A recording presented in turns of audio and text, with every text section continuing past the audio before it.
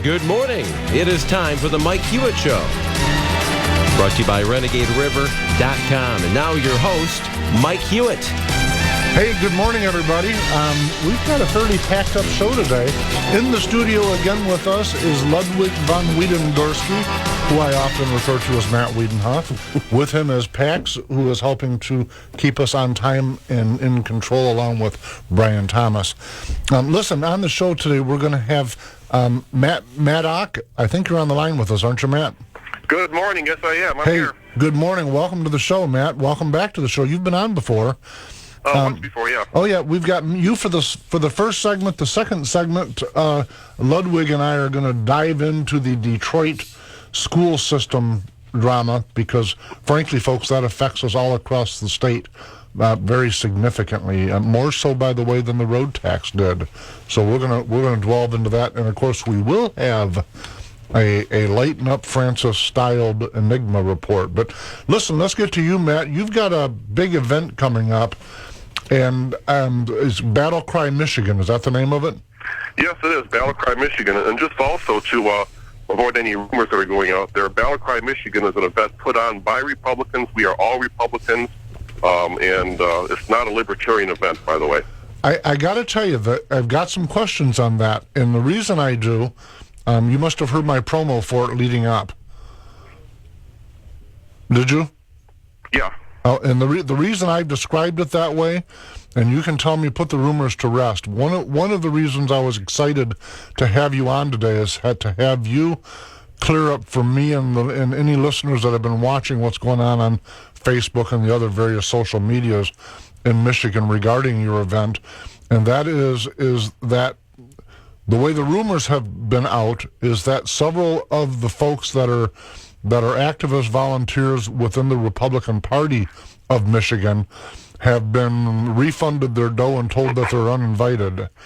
And that, to me, didn't sound like a Republican event, so I really didn't know how to describe it, to be candid with you.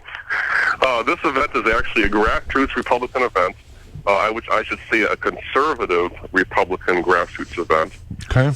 It's a, like I said, I mean, if some of this, I prefer, personally, when it comes to, this rumor about the libertarians, I line up with a lot more of what they believe versus what the likes of John Boehner, Mitch McConnell, and Lindsey Graham. I think most people do, Matt.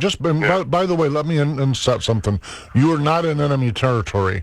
I think we see this particular issue differently, but this show, in fact, I identify myself as a classical liberal or a Jeffersonian-leaning conservative. So I don't think you and I are terribly far apart on that. We may be far apart on who gets to paint the broad brush and describe who is, in terms of who should be invited or not. And let me pause for a second, by the way. It's a private event, so you can invite anybody or uninvite anybody you want. But, I'm not trying at all as a Jeffersonian to say that you ought not to have that power within your own event. But it did raise some eyebrows, including mine. Well, let me tell you who Battle Cry is. Everyone's talking about Battle Cry lately. There has been, there has been some people that have been offended, and I apologize for that. But I'm telling you, we're talking about very serious stuff here. Battle Cry is nothing more than about 25 Republicans who have had it with our leaders and our legislators in Michigan, the likes of John Boehner and Mitch McConnell and Lindsey Graham on a state level, campaigning and saying they're conservative Republicans, saying they're going to uphold our constitutional values and our party principles, but the second they get into office or in power, they turn on us.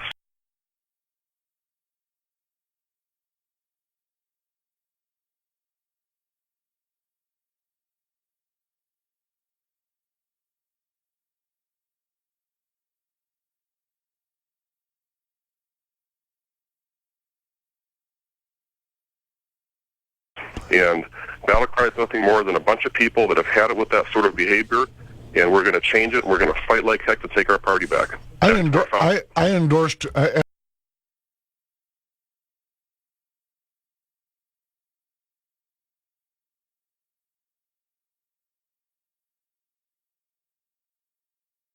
As a Jeffersonian-leaning conservative, I endorsed Kathy Bergen both for her run as the Michigan's RNC committee woman to the RNC,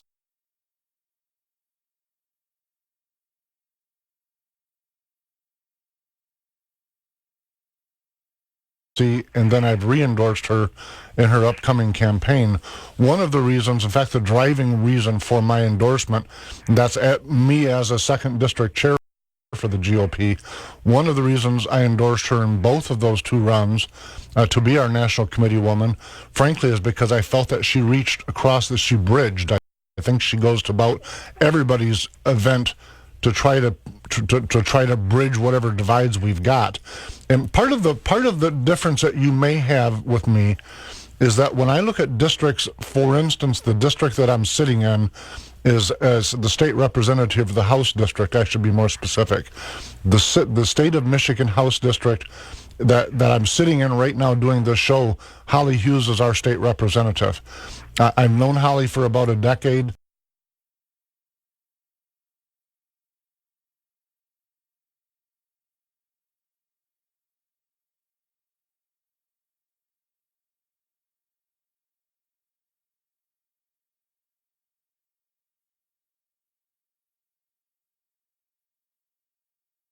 Her and I'm vastly more either classical liberal or conservative, whatever word term you want to use, than she is. She's a moderate by her own, I would think, her own definition. In fact, just because I'm a purist, and my answer is no, I don't.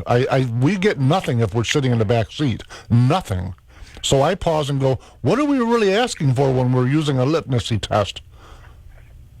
We can't. Well, I don't want to take away the constituents' votes in her district. This is who they want. And so, as a classical liberal and a Jeffersonian, I think it's a misrepresentation to try to force someone on them that they don't want. Sure, the more voters that get out there to speak their mind, to vote, that's what we all encourage. Right. Battle cry itself.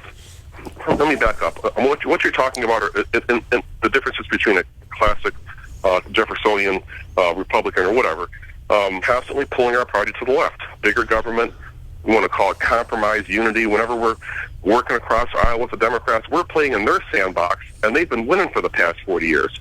Listen, I got to tell you, myself, you and I agree on this point, Matt. We really do. The difference where we part is that I don't see this as an elected leadership problem.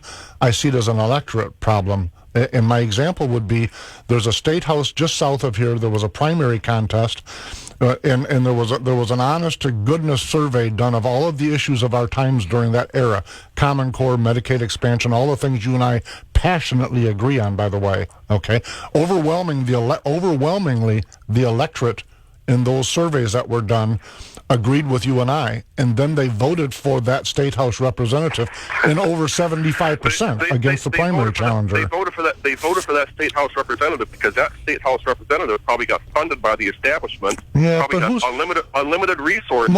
I got folks. Wait a minute, Matt. The grassroots don't have the money like the establishment does. Listen. So these candidates suck up to the establishment for the money, and they get elected. And Okay. that's the people we're backing. But I'm not debating it. I'm only telling you that it's the electorate that votes for these folks. It comes down to the establishment doing smear campaigns and these dark horse campaigns against the conservatives in the party. Yeah, there was no smear campaign that went on. I'll tell you that you know of.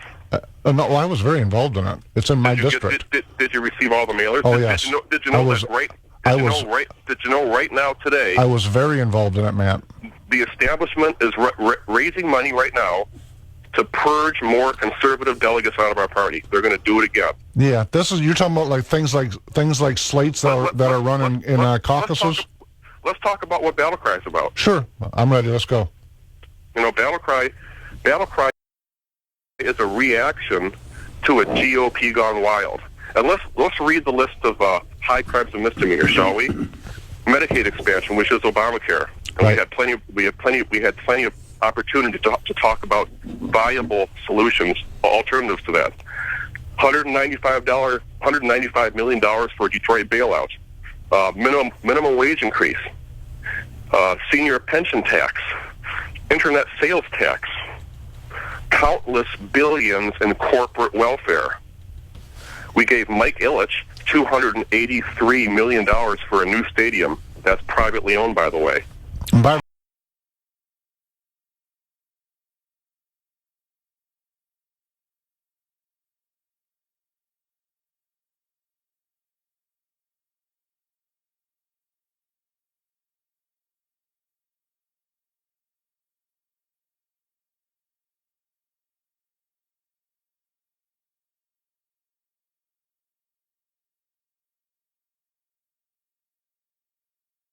For a state office Senate building, mandatory license plate replacement fees, doubled vehicle registration fees, doubled recreation fees and license costs, loss of our Right to Farm Act, Detroit light rail boondoggle. I can go on and on. Federalization of our local schools via Common Core. We have a Detroit pension bailout that's coming out, a Detroit school bailout that's coming out. Voting on bills without reading them. Very likely we're going to have a increase in our energy costs via this energy monopoly. We can go on and on. But what I'm saying is there is a gap between the Republican voters, the 400,000 Republican voters in this state, and our Republican leaders and legislators. That gap is like the Grand Canyon. And to top it off, okay, the straw that broke the camel's back, the day we will not let them forget is Prop 1. 81% of the Michigan voters in the state of Michigan said no new taxes, fix our roads with the money we're already giving you. We're giving you almost $56 billion a year in Michigan. You have enough money. And they said no. They are being maliciously disobedient to our taxpayers, and especially the families of Michigan. I'm reading while you're talking a survey that was done on April 26th of 2013. Poll shows support for Medicaid expansion in Michigan, but political differences evident. And then it goes on to say the poll shows that 60% of the voters that were respondents in this survey of voters, was a sampling of 600, 60% were in favor of some form of Medicaid expansion. And listen, by the way, just so you know, I'm not your adversary. I agree with you. The problem with it is that we are a minority, you and I, on some of these issues. No, we're not. Well, then the poll lies. That may be true. There's a lot more of us out there than you think. Okay. We're just getting started. People are just starting to wake up, and that's what Battle Cry is about. How many people do you expect to have at Battle Cry, Matt? Attendance? I can tell you we're almost sold out. I don't, just to help listeners understand what that means. Is that 1,000, 5,000? Well, we have, if you've been to the Firekeepers Convention Center, we have a whole hall. Oh, very nice. Okay. Yeah, so we're almost sold out. We expect to sell out. We actually sold 17 tickets last night. Now, you've got several speakers lined up. Can you give us, who are they? Oh my gosh, we have some of the greatest. We're bringing in some of the most exciting speakers. First of all, we've got Steve Crowder Friday night, and he's a comedian, political pundit, just a slap-happy, fun guy who makes fun of everything. He's a great guy.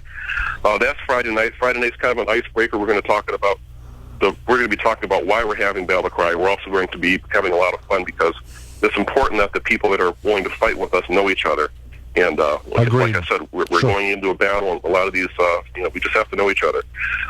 Saturday morning, we're bringing in Gray Delaney and Zach Worrell. These are the two guys. Everyone knows who Eric Cantor was, right? Right. One of the biggest rhinos we have in D.C. Well, these guys ran the campaign for Dave Bratt, who took out Eric Cantor, and he was outspent like 464 to 1 or something crazy like that. I think Dave Bratt spent like, $164,000, and Eric Cantor and all the establishment funded that race, and they spent like, $200 million or something crazy. We're having these guys come, and they're going to tell us exactly how to do it, how to get rid of these establishment Republican frauds that we have here. We're also bringing in Daniel Ruffey, who is North Carolina. He's from North Carolina, and they were successful organizing in North Carolina to get rid of their rhino state party members, and kind of like the same thing we're going to do here in Michigan. So we're bringing those two guys in. They've walked the walk, they've talked the talk, and they're going to show us how to do it. We also have Gary Glenn, Dave Agema, Tom McMillan, Dave Dudenhofer, and our our master of ceremonies, Tyrone Exington from Wham Radio here in Detroit. Sure. Several of those people, and Dave Agema, by the way, is a personal friend of mine. He's been on this radio show of mine several times. In fact, he's been right here in the studio a number of times. Yeah, we wish that Kathy Burden was more like Dave Agema. That's what the grassroots want. They want a fighter. They don't want someone, silence that's complicit. Listen, listen. You and I don't disagree on that. But where we do differ is this, and you're probably going to rail against me when I say it. But my life experience has been that at the bottom of every problem I've encountered, whether it was in politics or business, there's been a lack of communication. The one thing that I really genuinely applaud Kathy on, by the way, she's a Tea Partier, but yeah, I knew you'd laugh at that, but she is. Kathy's a sweetheart, but I don't think she's going to be voting for the kind of things. And listen, here's what she does. She really works hard to communicate, and one of the things that I've heard all along in the whole history of my being involved in politics is that there's these two worlds and they don't ever communicate. Here's a person that's saying, I'm willing to listen to both sides and bring some meaning to it, and you and I just disagree on her. We just do. The political people are kind of, politics is finicky, okay? Let me tell you something, okay? No, I like Kathy Burke. She's a sweetheart. Yep. She's a very nice woman. She's making the rounds. She's a great communicator. She listens to everyone, but I can tell you that there's every single person in politics portrays an image to other people in politics. Okay, if you ask people, what is your first impression of Matt Maddox, they're going to say fighter. He's a conservative, no doubt about where he stands. Everyone knows what he thinks. Okay, evidently, from what I understand, and there's, like I said, 20-some people making this decision. It's not just Matt Maddox making these decisions. Evidently, she doesn't portray quite the image that people are saying she is. If she is a Tea Party person or if she is a conservative, evidently either what she said or what she hasn't said has given people the impression that she's not, quote-unquote, on our side. So it is what it is. It may be that she's not on your side or their side, but she sees her job as exactly what I identified it as a bridge. Yeah, maybe. But you know what? We've had people that are registered for our event that are going to be there, right, who said, if you guys are going to have these establishment, and the party people that we're going after to replace, we're going to be in the room. This is a giant strategy meeting. You know what? Yeah. When they purged conservative delegates 2 years ago, they didn't invite us to their planning strategy meetings, did they? Those were closed-door meetings with Snyder and a handful of his attorneys and their political consultants. Matt, listen. I said up front, Matt, I said up front at the onset of this interview, I would never, ever, ever seek your right to invite or not invite whoever you want. The only difference that you and I have is genuinely, I think at least all of my politics I set on the idea of communicating, I mean, your last point was very valid. If you're seeing it as a strategy session, certainly when I'm doing consultings for a candidate, I don't bring in the enemy camp to say this is how we're going to beat you. So, exactly. I mean, I don't disagree with that rationale at all. I can tell you that, speaking of communication, the message that was telegraphed was very negative. Now, I don't know that there was a better way for you to telegraph it. I'm not trying to chastise you, but it came across, even to people like me, as a distasteful delivery mechanism. So some of the folks that were, but let's not get into names. Hey, listen, I'm out of time with this, but I hope to have you back after it. Well, I got one more question. Let me just run myself long. Do me a favor and how do you define success for this event? Do you have a bar or some action that you're hoping that will when you get Monday and you look back and it was a success or not? What defines success? It'll be a success when we have 25 or 50 or 100 listeners that are listening to us right now, right, that are saying, you know what, Matt, I agree with you. I'm sick of throwing my shoe at the TV. I'm sick about the direction of our party. It's expensive, too. You know what? Republican voters, I knocked on 10,000 doors. You know what they want? They want contrast. The Republican Party is no longer providing that contrast between the Democrats anymore. Who are you supporting for president, Matt? I'm not even focused on presidential elections. Actually, I'm focused on local party politics. Fair enough. But, all those people out there that are agreeing with what I'm saying, we need you to get involved to become a precinct delegate, because the precinct delegates are the ones that make the decisions and the ones that guide our local party and our state party. So if you don't like the way the Republican Party is going, if you want that ship to turn to the right and provide that contrast, we need your hand on the wheel with us. Listen, Godspeed, my friend.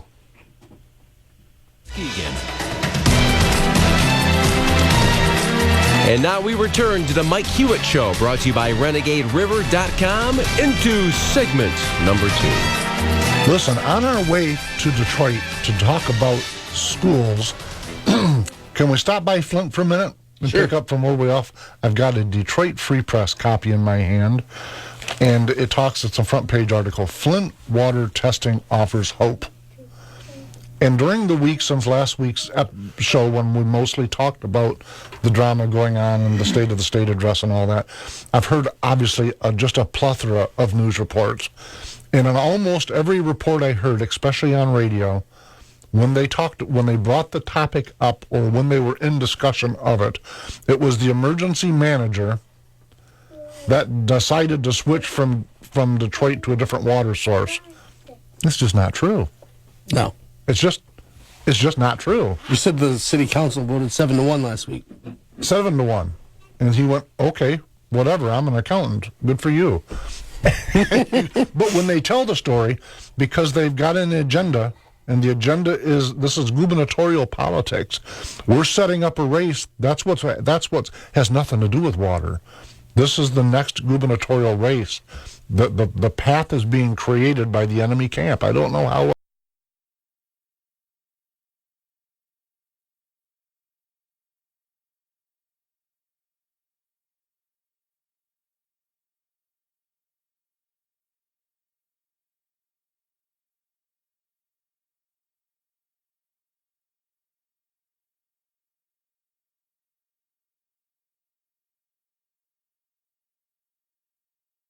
To say it.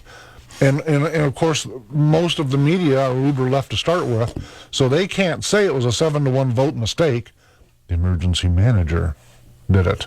No, he didn't. Anyhow, enough. I just, people's willingness to, what's that thing? Who was it that said that if you say a lie enough times it becomes a truth? Romney. Romney? He said it to Obama. Just because you say it enough times, say a lie enough times doesn't make it true. That is, you got me. That's not where I was going, but that works exactly true also. No question about it. In Detroit, there's a little bit of an educational problem going on. Did you know that? Have you heard the rumor? Just a little bit. When I first heard about the sick outs, where all of the teachers were calling in sick, by the way, in the state of Michigan, we have a law. I think it was in the 70s is when it was enacted. It's been a long time. I can't remember. I should look it up, but it's been a very long time. It is illegal for a public school teachers to strike. And so in Detroit, they're having a lot of sick outs where, blocks of them in schools are being forced to close. This is up through last week. I've not watched this week, so I want to state that up front. But I was initially thinking, wow, those teachers are terrible. And then I started looking a little bit deeper into it, and evidently those teachers were opposed to having rats in the classroom while they were teaching. Why? They might teach them something. Listen, we give as state taxpayers, all of us, not just Detroit. As a state, we give Detroit a tremendous amount of money. And I'm thinking, well, but where'd it go? We give them billions, by the way. We're not talking about a couple $100. Billions. And they're $1.5 billion in the tank, upside down, flipped, negative, don't have the dough, need some more. And I'm thinking, well, we already did this. I'm sorry, but I'm not writing notes, but I am paying a little bit of attention. We've already done this. So where did not the first, that would be silly. Where did the last big blob of money go that the state, you and me, sent to Detroit to help them with their educational system? And you go, how can you take billions and still have rats in your classroom? What in the heck is going on there? So when I paused, I said, listen, it's not always about money. Let's pause. Let's get beyond ourselves for a minute and get beyond our politics and say, How are they achieving? What's the educational results? And the answer to that is they are on par with Haiti, literally. So Haiti. Near the bottom end of the line of third world nations, Haiti. The one that had the earthquakes and tsunamis and shacks and... Yeah. The one that has about a 50% functional illiteracy rate, which is what Detroit has. Wow. So think about that. You and I kind of sparred a little bit last week because we got into the conversation about what their circumstance is that we all have an equal opportunity. And if you were a 17 or 18-year-old... This is News Talk 1090, WKBZ. What happened to us? We have a little computer glitch That here. was one of those bowling things I talked about where the bowling ball goes off into the gutter. Right. And so you've got, on par with Haiti, you've got 50% plus or minus that cannot fill out a job application. They can't fill it out. I don't know how to write. They can't read it. It should be criminal in the United States of America. It shouldn't matter whether you're in Muskegon County or Ottawa County or Wayne County. To have a 50% illiteracy rate has got to be criminal. But is it the school, or is it like you a lot of times say? It's family. It's family. Because if, like It's family. Paxton, I went to talk to his teacher the other day. Yep. Like, how's he doing? He's going to go into kindergarten next year. Oh, he's really good at process and everything, but he's not recognizing letters and numbers as fast as we want. And I said, well, one, he's a little lazy, and he'll play games with you just to taunt you. He came about that fairly from his father. But I said, all right, we'll work on it. So we've been working on letters and numbers every night. Yep. But me and my wife are. And Listen, you're a teacher, and you know what I'm getting ready to tell you. Teachers have to have a partner in education yes, for the children to be able to succeed. I passionately believe that, but we've talked about that on this show a lot. When you have last year a 50%, now 40, almost 48% percent of the babies born last year to unwed mothers, that's not a life choice. That is a societal unravel. Who's going to be the educational partners of those children when they start getting packs? How old is he? 5. 5. From 5 up, from 3 up. Now listen, that's not, and I've said this before, this is not a statement against single parenthood. I spent a few years as a single parent myself. I get it. As I said at the time, sometimes in the course of life happens. I understand. But not 50% of the frickin' babies in America being born. This is not a happenstance. This is a societal choice that's being made. It's almost like a syndrome. They say something like teen mom. Well, but this is the weird part. Most of the babies we're talking about are not being born to teenagers. They're being born to women in their 20s and young 30s. These are life choices that they're making, whether it's by happenstance or purpose. We don't know. I don't know the math. It doesn't matter. When you start looking at in the prison, we talked about this a lot. In prison, you do a poll of communities where the children are successful in school. Okay, up in the 90% range, have a parent that is an educational partner. Do the same poll at Jackson Prison.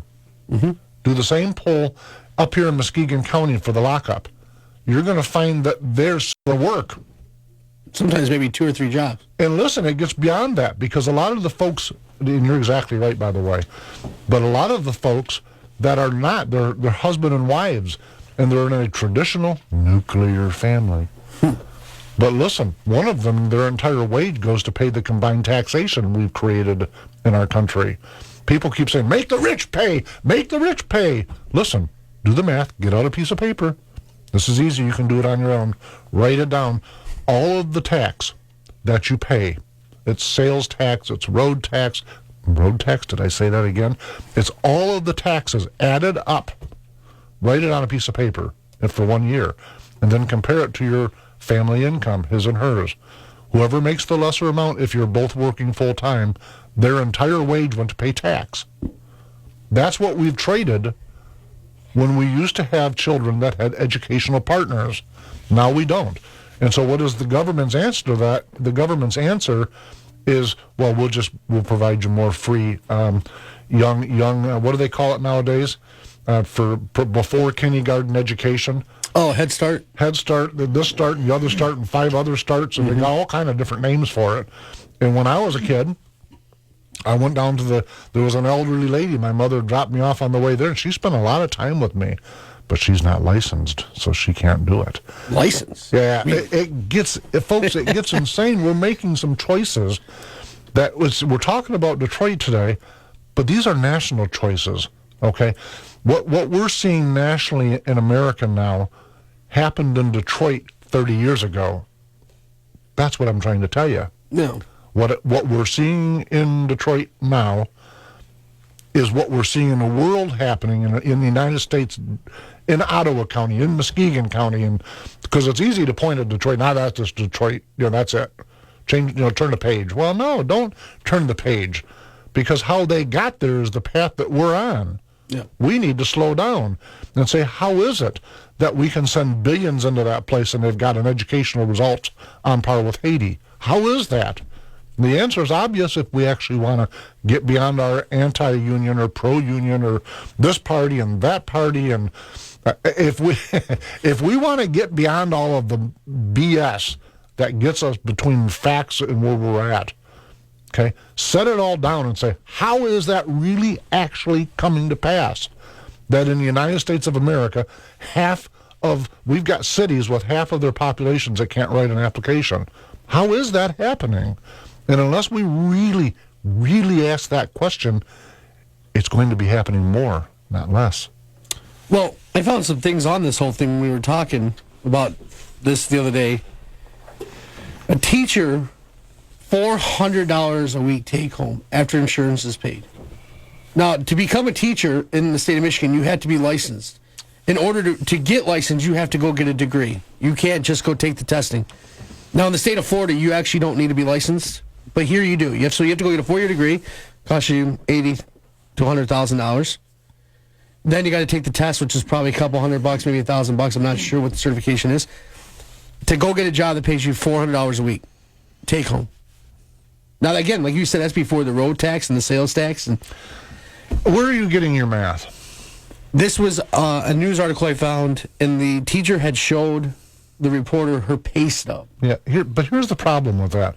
Listen, and by the way, folks, I don't begrudge teachers' dough. That's not. But I don't want you lost in the woods either, because everyone wants to turn this into a financial debate. I got to tell you, it's kind of like when we've talked in the past about state-funded universities, where they've got some big bloated, gigantic monolith of an administration system that gobble up all of the wages, and the faculty ends up not making a lot of dough, and the children, the students, end up with not much of an education, because frankly, the vast bulk of the curriculum in higher education has turned into absolute meaningless nonsense. So when you get to the end of your 4-year degree, you really got about 25% of it that goes to what it is you were trying to do in the first place. So when you look at it that way, that means if you have a $100,000 bill, $75,000 of it was stolen from you. I don't know any other word to use. But that's why I was going is according to the Free Press, the average public school teacher in the state of Michigan makes gross $61,560. Yes. Now wait, but if that teacher ends up with a $400 check, it's probably because two things. It's probably because he or she is paying for a lot of other things, like their contribution to retirement, the taxes that they by far and large voted for more of. Mm-hmm. Since over 80% of them are self-identified as Democrats, they vote for more tax. Guess what? They get less check. Mm-hmm. Okay? It's not just the 1% on the tip top that we like to think is evil. It's everybody. We're on board. Thank you. We all pay equally. I know people are going, no, we don't. No, we don't. Well, you just told me she went from 61,000 down to 400. Well, it's just math. No, the reason I brought that up was because we do talk about this with the universities, and one of the things that the people are asking is, where's all the money going? Because they're still getting $14,000 per student. And they started looking at things like the executive director of communications, Michelle Zawodowski. Well said, I might add. $161,000. You're trying to say that's not enough? She makes more than the Chicago and the LA person make. Okay. And if you're going by cost of living, because when you look at hiring somebody and the position pay, you do it based on your area, not on the national average. Mm-hmm. And she's paid more than two of the highest cost of living areas. You're really hung up on the money. Because I look at it, because the only reason I am is because we talk about it with the university level. Here's it's the happening problem. here at the public school level too. But listen, votes matter. I agree. If you go out and do a survey of 300 people, 500 people, 1,000 people, 10,000 people, I don't care how many, the vast bulk of them do not know why they vote for regents on their ballot. Oh, no. Okay, they don't have a clue. No. But then if you do a poll of the regents, the vast bulk of the regents are liberal. Now, I don't mean a little liberal. I don't mean the difference between a 1965 Democrat and Republican. I mean the difference between a socialist, a French-styled socialist, and someone who supports a Republican, small r folks, don't get upset, a Republican form of government. Mm-hmm. They're different worlds. So you can't have them both. But I got to tell you, none of these arguments about wages will get us on the path to correcting the fact that we've got a school system in the state of Michigan with rats in the classroom and children with 50% illiteracy rates. I agree. The wages are not. Let me tell you where I'm stopping you. Okay, the argument that I've been hearing, I'm 55 now, double nickels. I've been hearing about wage education, the cost and the teachers and all of that stuff. All of my adult life, that's the only thing I've ever heard about education is how much money it costs. And every time I hear that argument, the cost of it goes up and the educational results go down. Folks, as a society, I passionately believe we got to get away from the $400 a week argument and get to the argument about what's going on with the children. Oh, that's where I'm going. Let's get us there. The $161,000 for a executive director of communications. When you're talking about rats in the classroom, this seems like a position that doesn't need to exist. Or Maybe why can't we take that and get rid of the rats? Let's have that administrator go get rid of the rats, him or herself. Yeah. The money's being spent. It's just not being appropriated right.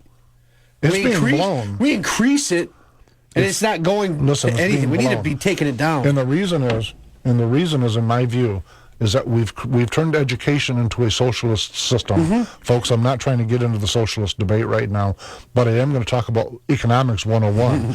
If you take a socialist system, I'm not preaching against it, but if you take that socialist system and plug it into a capitalist system, they don't work together. The socialist system becomes, by definition, piranha. That's what it does by nature. It's not me preaching against it. It may work great for France. If we were a socialist economy already, we could debate it for an hour. Okay, but one thing is for certain, and by the way, the example I can give you, and I've done it in the past, if you want to get away from the education argument, is the math is identical for the health industry. Yeah. We've turned both of those into pseudo-socialist systems and plunked them right down as our centerpiece, our mantle in a capitalist economic engine. They don't work together.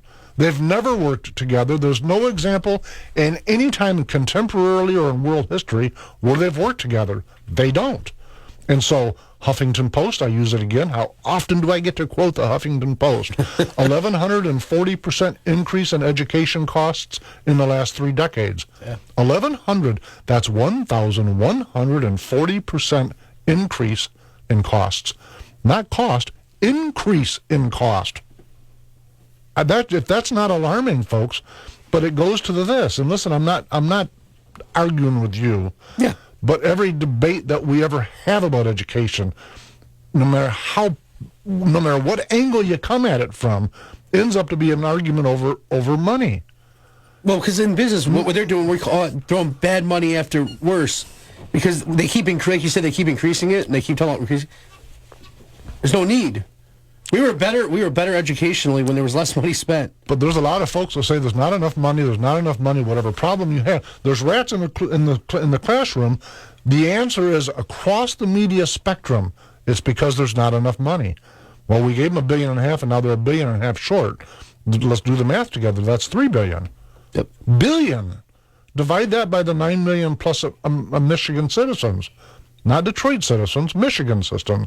And you go, wait a minute, how can this possibly be that we're passing out do-re-mi in the billion-dollar line and we have results on par with Haiti? It does go to family. It does. So then we pause and say, all right, maybe we should pause about education entirely and look at what we're doing with the family. I've talked about it in the past. Pay plans matter. As a business person, when I would set up a pay plan, if I had employees, I would set up the pay plan to motivate the person to do what I wanted them to do. Mm-hmm. That's what a good manager does. Well, if you look at the tax structure and the welfare system, I'm not even preaching against welfare, by the way, but it's designed to foster the results we're getting. So maybe we should pause and say, do we want to motivate them to do something different? Do we? I don't want nobody to starve, by the way. I'm not arguing against that.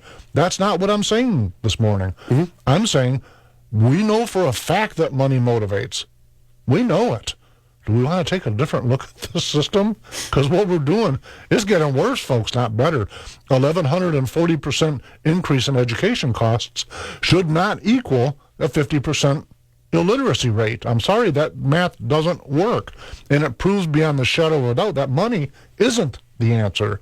No. We got vastly better results from local community colleges and township-driven public education systems than what we're doing now with these big, gigantic monolith schools and 48% unwed mother birth rates. And you go, how does anybody with a rational mind pause and say, yeah, this is sustainable, it's getting better? Folks, it isn't getting better. We're going to go to a break, and when we come back, we're going to lighten up a little bit, Francis. All right. Folks, we'll be right back. And now we return to the Mike Hewitt Show, brought to you by RenegadeRiver.com. And we've turned that corner. It is the Enigma Report. So here's what I'm thinking. Well, before I even get into the Enigma, let me just pause for a second. You probably don't remember the blizzard of 1978, do you? I asked him during the break, folks, what year were you born? And the reason is that today's the anniversary of the big blizzard of 78. So the question across the media spectrum, including here, is do you remember Brian Thomas, do you remember the blizzard of 78? Oh, yes, I do. I remember it like it was yesterday, don't you, Brian? Or Matt? Yeah. I wasn't even, my parents were even married yet. They were still in high school. Still in high school, really? Yeah. Wow. What a green pea. That's fantastic when you think about it. And speaking of fantastic, that's kind of the Enigma Report. It's fantastic, I might add.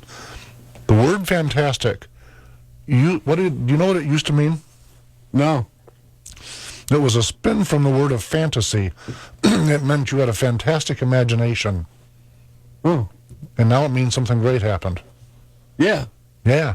But it's totally different. Like dial. Yeah, dial. Somebody did you ever use a dial telephone born in 81? Oh yeah. Did you? Rotary? So rotary. Yeah. You got the noise down anyhow. Oh yeah. Now, but we could flip this around. Because now, imagine going back to, well, you can't imagine. Brian, imagine going back to 1978 and telling someone, I'm sorry, I accidentally butt dialed you. That would, you go, huh? I wish you could have saw the look on his face. That would be folks. like, would you do, sit on the phone? I mean, you know? You sat on the phone and accidentally dialed all 7 of my digits? You sat on the phone and squirmed. I mean, what? A lot. Do the noise again. He must have practiced that. You couldn't even speed dial back then. Like you remember when they started adding speed dial to phones? You couldn't even have done that in '78. No, touchtone phones were around for a while. It's just that they didn't. You could. I don't think you could store phone calls or recall and things like that. I figured in '78 you still picked up one end and talked to an operator. You're still using Ma Bell phones back then, as far as I know. I don't even know if any. That was before before the breakup. Yeah. Yep. And there's some folks that still opine, well, once the breakup happened, our fees went through the roof and all that. But really, in the long run, we've come out of it pretty well as a result of the breakup. Of course, at the time, I thought it also. Remember, how about the word thong? What does that mean to you? THONG? THONG. That Actually, with an ass, thongs. women's underwear. Yeah, and to me, they're flip-flops. Yeah, back in the day, it was the flip flops where we had your toe. You had to put your big toe, and your next toe got that piece of that little doily thing in between, and where it kind of you never like walking on those very long because it felt like you're gonna rip your foot. You're gonna tear your foot down the middle. A tool. It used to be maybe. See, you start giggling. I know what that is. What a tool. Don't make a box big enough for the tools in here. But it used to be something very, very. It used to be what it means. If you dictionary definition it, it still means what it always has meant. No, now it's a reference to a person. And not a very intelligent person. What a tool Matt Liedenhoff is. Hey, have you taped any good shows lately? There you go, taping it. But there was a time when I thought, you would have thought, what do you mean taping? Same as now, what do you mean taping? Yeah. In my life, the concept of taping a show, before the term ever existed, would have been sounded like you just got here from Mars or somewhere. Tape what? I could see like Marty like McFly in 1955. With Scotch tape? How do you want me to do it? Exactly. And now, if I ask Paxton, who's 5, you want to tape a show? He's like, yeah. He thinks that taping a show is grab the remote, open up the guide, and hit the record button. Remember when hookup used to mean you were actually hooking something up?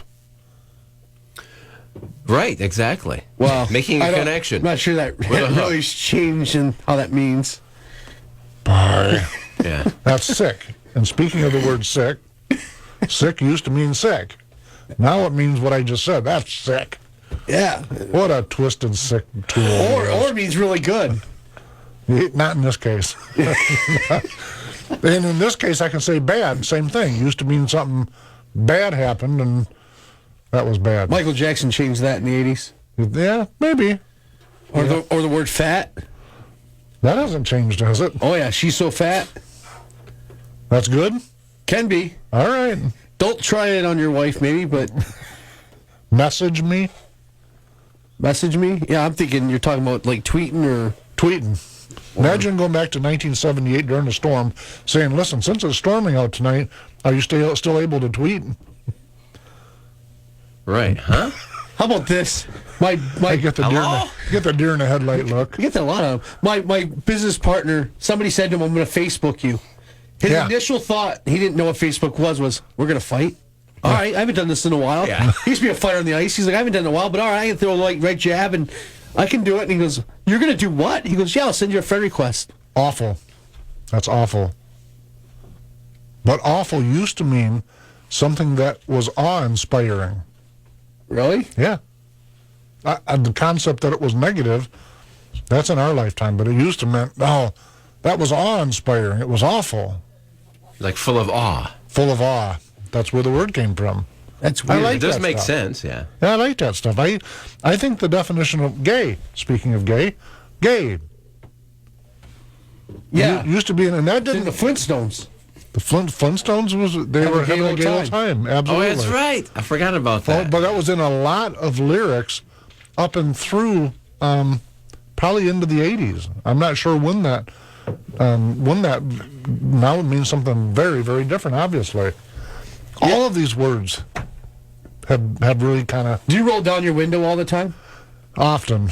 You roll it? But when I tell my granddaughter to roll down the window, she just pushes the button, has no idea why you would ever say roll. It doesn't, just that's what you call it. So that's what It's it really is. a whine, though. I mean, it's not really you're rolling. Yeah. Because you say roll the window down, but really you're winding it down. You're winding it down. You're winding a lever. Yeah. But No, I used to have a friend of mine he was from down south, and he would ask me, would you push the door to? That's a southern what? a southern term. Push the door to the closed spot, to the jam. Push the door to the jam. But the verbiage would push the door or pull the door. Wow. push or that's- pull. Okay. That's how it was. That's and he didn't know any different. Have to open or close. Yep, open or close. Push it or open it. I find it fascinating how terms Push or have... pull. Yeah. Yep, push or pull. Yep. They came about with a meaning, but then they change, or they don't change, but the function of how you do it changes, and we still understand it. Dial, or hang up the phone. Backlog.